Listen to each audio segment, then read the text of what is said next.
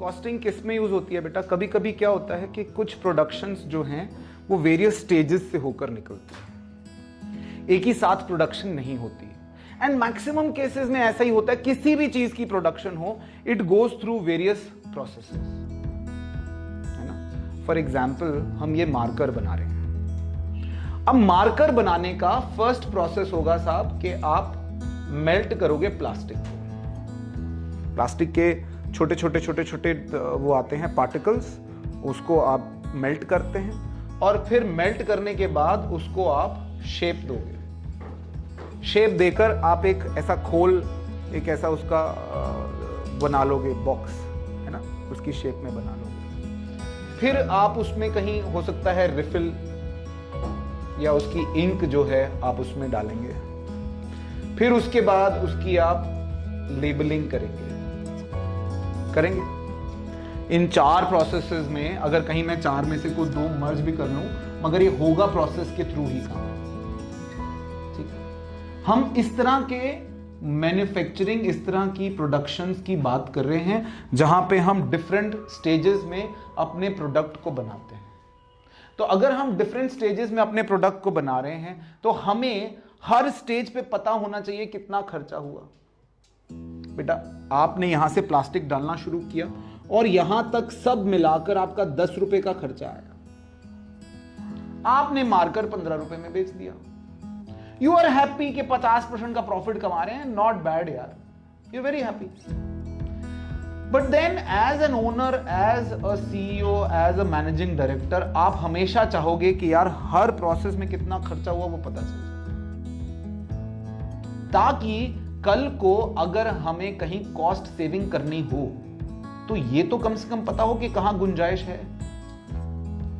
कल को हमें ये पता चल जाए कि यार हम तो एक्स्ट्रा बियर कर रहे हैं, हम तो फालतू ही खर्चा कर रहे हैं इस पर, हमारा लॉस ज्यादा हो रहा है इसमें, तो कहीं उसको सेफ गार्ड करें। फॉर एग्जाम्पल प्लास्टिक को मेल्ट करने में आपका प्लास्टिक जो है बहुत वेस्ट हो रहा है, तो हम उसको कहीं सेफ गार्ड कर लें, कहीं हम उसको बचा लें, उसके लिए कोई करेक्टिव एक्शन ले लें। But for that we need to understand cost at the expenses at each stage. Composite cost तो मुझे पता है 10 रुपए लगेगी, लेकिन हर स्टेज पे मेरा कितना खर्चा हुआ है वो मुझे जानना जरूरी है। Are you getting my point? तो इसको हम क्या कहते हैं? Processes, and इसके लिए जो हम अकाउंटिंग करेंगे at every stage, that is called as process costing, और उसके लिए हर किसी का एक अलग अकाउंट बनाएंगे। इसका melting process account, shaping process account, labelling process account, और हर प्रोसेस में जितना खर्चा होगा उसमें दिखाएंगे और जो उसका आउटपुट होगा वो उसमें दिखाएंगे। One important point to be noted, एक का आउटपुट दूसरे का इनपुट बनेगा। मेल्टेड प्लास्टिक शेपिंग वाले प्रोसेस का क्या बनेगा? इनपुट। इसका आउटपुट इसका इनपुट, इसका आउटपुट इसका इनपुट, और इसका आउटपुट फाइनली फिनिश गुड्स बनेंगे। क्या बनेंगे? Finish goods. तो आपका जो प्रोसेस कॉस्ट होगी, जो आपकी अकाउंट्स होंगे, मान लो 4 प्रोसेसेस हो रहे हैं तो आपके 4 प्रोसेस अकाउंट्स बनेंगे। शुरू में आप इनपुट डालोगे रॉ मटेरियल, फिर उसका आउटपुट इधर का इनपुट, इसका आउटपुट इधर का इनपुट, और लास्ट में फाइनली फिनिश्ड गुड्स आ जाएंगे। ये तो हो गया कि प्रोसेस कॉस्टिंग हम क्यों करते हैं और होता क्या है।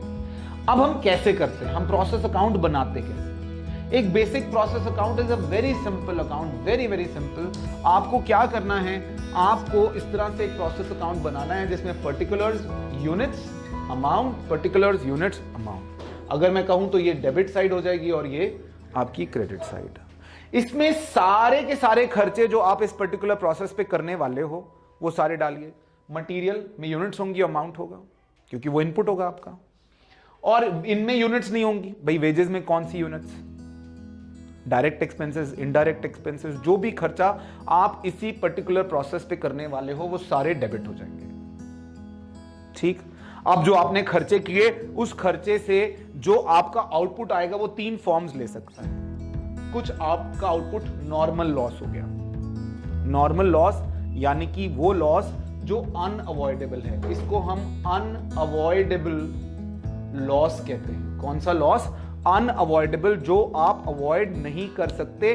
फॉर एग्जाम्पल आपने प्लास्टिक मेल्ट किया और मेल्टेड प्लास्टिक को आपने शेपिंग के लिए दूसरे में ट्रांसफर किया और बीच में कुछ गिर गया, कांट हेल्प इट। आपका कांच का काम है, कुछ कांच टूट गया बीच में, can't help it. Normal loss unavoidable होता है, उसको आप अवॉइड नहीं कर सकते। फॉर एग्जाम्पल आप चाय बना रहे हैं, अब चाय बनाते वक्त आप पानी गर्म करते हैं। पहले जब आप पानी गर्म करते हैं तो कुछ पानी वेपराइज होता है, कुछ पानी भाप बन के उड़ता है। आप उसको कुछ भी करके रोक नहीं सकते। आप रोक सकते हैं? आपने 1 कप पानी डाला और 0.75 पानी बच गया या 75% पानी बच गया, 25% उड़ गया। आप उसको रोक के देखो, प्लेट रख लो उसके ऊपर, नहीं रुकेगा। आप प्लेट रख के खुद बैठ जाओ उसके ऊपर, वो पानी वेपराइज होने से नहीं रुकेगा, लेकिन आपका कहीं और बैठना मुश्किल हो जाएगा। वो नॉर्मल लॉस है जो कि अनअवॉइडेबल है, जिसको आप अवॉइड नहीं कर सकते। एबनॉर्मल लॉस जिसको आप अवॉइड कर सकते हैं, जैसे कि loss by theft, loss by fire, ऐसे लॉसेस भी हो सकते हैं। आपने जितना भी इनपुट बनाया, जितना भी आउटपुट बनाने की कोशिश करी, कुछ नॉर्मल लॉस हो गया, कुछ एबनॉर्मल लॉस हो गया, जो बच गया वो आपने कहां ट्रांसफर किया? नेक्स्ट प्रोसेस में। मैंने आपको कहा था इसका आउटपुट क्या होगा? अगले का इनपुट। तो यहां से आप नेक्स्ट प्रोसेस में ट्रांसफर करेंगे, और अगर ये आखिरी प्रोसेस है तो फिनिश्ड आउटपुट बनेगा। If this is the last process, am I right? यहां पर मैंने एक चीज लिखी, एबनॉर्मल इफेक्टिव। कभी कभी आपको प्रोसेसेस में एबनॉर्मल गेन भी हो जाता है, ठीक है? Abnormal loss unavoidable, abnormal gain, आपने सोचा था कि इतनी क्वांटिटी प्लास्टिक की डालेंगे तो इतना मेल्टेड वो बनेगा या इतने मार्कर्स बनेंगे, लेकिन उससे ज्यादा बन गए, आपकी सोच से ज्यादा। दैट इज एबनॉर्मल गेन, और उस एबनॉर्मल गेन को आप abnormal effective, because you were very effective while doing production, इसीलिए उसको एबनॉर्मल इफेक्टिव बोला आपने, ठीक है? तो यहां पर आपने खर्चे, ये तो क्वेश्चन में दिए रहेंगे बेटा, खर्चे नॉर्मली आपने डालने हैं, खर्चे डाले।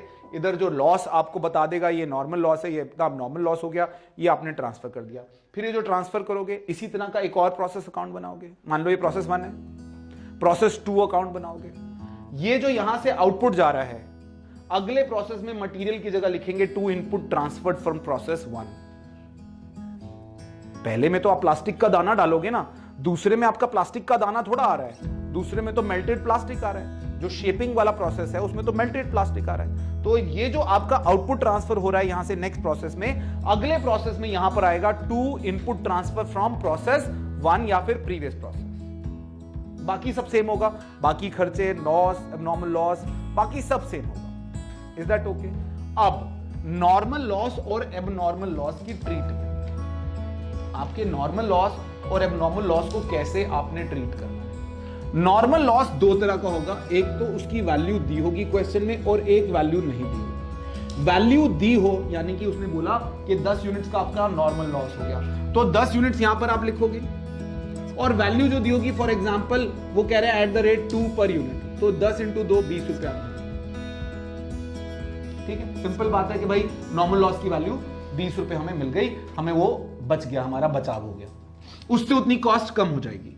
लेकिन दूसरा ये हो सकता है कि इसकी वैल्यू नहीं दी हुई है। अगर वैल्यू नहीं दी हुई तो 10 तो आएगा, लेकिन यहां पर वैल्यू नहीं आएगी, यूनिट्स आएंगी, वैल्यूज नहीं आएंगी। यानी पूरा का पूरा नॉर्मल लॉस जो है वो किन को बियर करना पड़ेगा? गुड यूनिट्स को। गुड यूनिट्स कौन सी होती हैं बेटा? ये जो यूनिट्स बच गई है ना, these are the good units. अगर नॉर्मल लॉस आपको कुछ कॉम्पनसेट कर रहा है तो अच्छी बात है यहां पर, और अगर नहीं कर रहा है तो वो सारा का सारा नुकसान किसको बियर करना पड़ेगा? जो बचा हुआ है। फॉर एग्जाम्पल आपने चाय बनाई, बेटा चाय बनाते वक्त आपने 100 ml पानी डाला, आपकी कॉस्ट चाय में 100 ml पानी हो गया।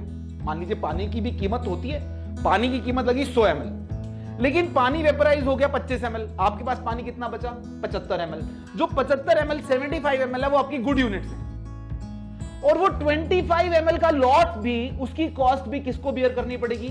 75 जो बचा है, जो 75 ml आपकी चाय बन के आई है, उसमें कॉस्ट जब आप निकालोगे तो पानी की कीमत कितने की लगाओगे? 75 ml की नहीं, 100 ml की। तो वो 25 ml की कॉस्ट फिर किसको बियर करनी पड़ेगी? गुड यूनिट्स को। तो यहां अगर यूनिट्स में वैल्यू नहीं होगी तो फिर पूरा का पूरा लॉस बियर करेगी ये गुड, और अगर होगी तो उतना कम हो जाएगा। फिर आ गया एबनॉर्मल लॉस। एबनॉर्मल लॉस मैंने आपको बताया, ये एबनॉर्मल गेन ये मैंने बताया जो अवॉइडेबल है। इनकी वैल्यू कैसे निकालोगे? Total of debit side, cost per unit निकालोगे आप एबनॉर्मल लॉस की। टोटल ऑफ डेबिट साइड जितने भी आपने खर्चे यहां पर डाले हैं उनका सबका total minus value of normal loss. अगर है तो डाल देना, नहीं है तो जीरो छोड़ देना। Divided by units on debit side जो आपने इंट्रोड्यूस करी है, minus units of normal loss. तो इससे कौन सी यूनिट्स निकल कर आएंगी? बाकी की बची हुई गुड यूनिट्स जो आपकी एक्सपेक्टेड थी। तो दिस डिवाइडेड बाय दिस, ये आपकी पर यूनिट की कॉस्ट आ जाएगी। यहां पर यूनिट आ जाएगा, मान लो पर यूनिट आया आपका 2 रुपए 50 पैसे टू डिफरेंशिएट। 2 रुपए 50 पैसे आया। यहां पर आपकी एबनॉर्मल लॉस की यूनिट थी 100, यहां पर कितना आ जाएगा? 2.5 into 100 250। ये आपका एबनॉर्मल लॉस की वैल्यू आ गई। और एक सजेशन मैं आपको दूं, जो आपका फाइनल आउटपुट भी होगा ना, उसको भी आप एट 2.5 कर देना, क्योंकि वो सेम ही आने वाला है एट द एंड। अगर आप बैलेंसिंग फिगर करके भी निकालोगे तो भी उसकी कॉस्ट सेम ही आएगी, क्योंकि आपने ऑलरेडी इसमें से ये माइनस करके ही निकाला है। तो जो वैल्यू आपकी एबनॉर्मल लॉस की पर यूनिट आई है, उसी पे आप आउटपुट, फाइनल आउटपुट को भी वैल्यू कर दें। Is that okay? आपको बात समझ में आई मैंने क्या कहा? एक बार प्रोसेस अकाउंट को फटाफट से समराइज करते हैं। प्रोसेस अकाउंट क्यों बनाते हैं मैंने आपको बताया। प्रोसेस अकाउंट के डेबिट में क्या आएगा बेटा? जो सारे खर्चे आपने उस पर्टिकुलर प्रोसेस पे करे वो सारे डेबिट में। उसमें से जो आपका प्रोडक्शन हुआ, या तो वो लॉस हो जाएगा या फिर आप फाइनली अगले प्रोसेस में ले जाओगे। लॉस हो जाएगा तो 2 तरह का लॉस होगा, या नॉर्मल लॉस या abnormal loss. Normal loss simple है, यूनिट दियो तो वैल्यू दियो तो डालना, वरना सिर्फ यूनिट्स डाल देना। एबनॉर्मल लॉस की वैल्यू कैसे निकालनी है? इस फॉर्मूले से आप हमेशा वैल्यू निकालेंगे। एबनॉर्मल लॉस हो तब भी, एबनॉर्मल गेन हो तब भी फॉर्मूला आपका सेम रहेगा। उस फॉर्मूले से आप एबनॉर्मल लॉस, एबनॉर्मल गेन की वैल्यू निकालोगे, और जो रेट आप निकालोगे एबनॉर्मल लॉस, एबनॉर्मल गेन का, उसी रेट पर आप फाइनल आउटपुट को भी वैल्यू कर देना। Is that okay? Got it?